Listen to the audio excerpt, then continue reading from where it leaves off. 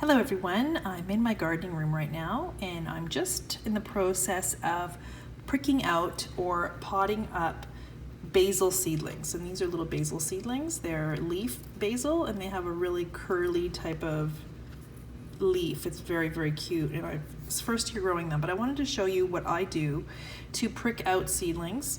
It's very, very easy. By doing it this way, it allows you to multi-sow a whole bunch in a small space. Now I've already pricked out about 24 from this little container, so I always like to start my seeds this way, especially ones that many varieties, the ones that don't mind being disturbed, having the roots disturbed, like lettuces, like basil, like herbs, flowers, very many. I like to start this way by multi-sowing in a container, in a small little cell tray like this, and then pricking them out into individual cells. And this way, by doing this, it allows you to protect yourself in case you don't have 100% germination and you don't have empty cells. This way you get to prick out the strongest.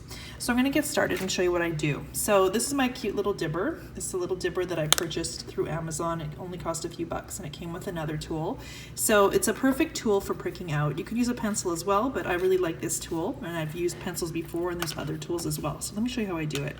So what you do is you grab the seedling by the leaf, the true leaf, or it could even be the cotyledon if it's smaller, but these now have grown, so you can grab it by the first true leaf. Don't grab it by the stem, because if you do, you can damage the stem. It's always delicate when it's little, so definitely grab it by the leaf and just take your little dibber or a pencil or a little spoon or whatever you'd like to use and gently tease it out. Now, this is my second time pricking out from this seed tray.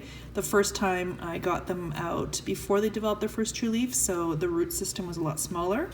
But in this case, the root system has already established itself, so you have to be a little bit gentle, but it's no problem. So here's the little seedling, and you can see it has a really good root system, and it's ready for a bigger compartment. So I'm going to flip my dipper over to the wider side like this, and pick a cell, and I'm going to use this cell first. Make a hole all the way to the bottom.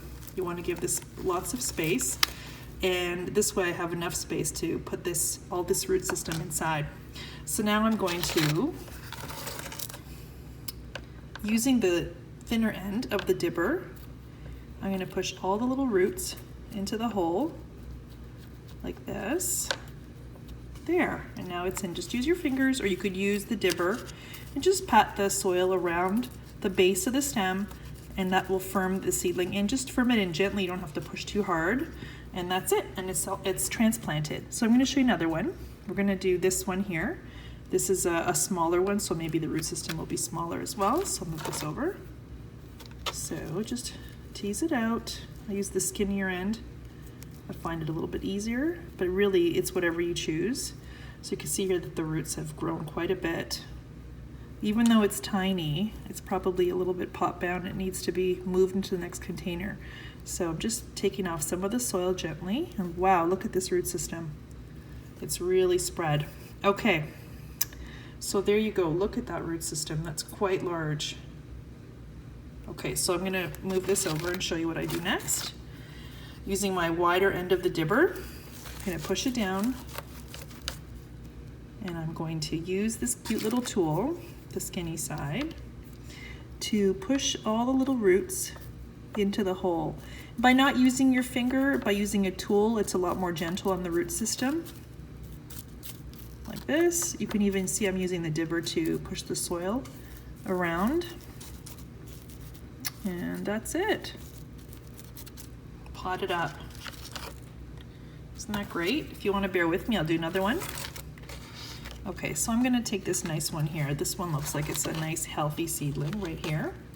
So I'm going to use my thinner end, this one, and I'm going to gently tease out these roots. Now typically if you were to do this when they're younger, you don't need to worry about trying to grab the roots around the base of the soil, and they wouldn't have spread like this. It would have just been a skinny little root that go down to the bottom, and it wouldn't be this vast as you see here. Also, if you do rip off a few, don't worry about it. They will grow back. This is not a type of seedling or plant that has any issue with disturbance of the roots. It's fine, it'll grow back, and look at that. You could even root basil from a cutting, so really the root system is not going to be upset if you break off a few pieces. So I'm going to go back to the seed tray using the thicker end. Push that in.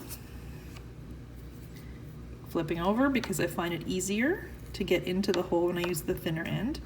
And I'm just going to carefully push the roots down into the hole. I'm also pushing some of that soil around the base. Now I'm going to use my fingers, just pat it in gently, and it's planted. There you go. So I've already wet the soil, so I don't need to worry about watering it, but you could if you wanted to. I will in this case. There's just a little bit of dirt, so I'm a little bit finicky, so I'm just washing a little bit off. And there you go, I've planted. So I'm going to, I have another 1, 2, 3, 4, 5, 6, 1, 2, 3, 4, 5, 6 more to do. And because these are tiny, I'll put them together into one cell pack. And I have 3 spots left in this tray, as you can see here. So what I'm going to do is put the big one by itself, this one here, and then the little ones I will squish together. And that's it. And that's how you pot up or pot up any seedlings from multi-sown. Thanks for watching. If you like this video, please click the like button and subscribe for updates. I will definitely be posting more videos as we go on and showing you some of my tricks and my tips for what I do in the vegetable garden, starting from seed all the way to harvest. So thanks again, and I look forward to chatting with y'all again soon. Bye for now.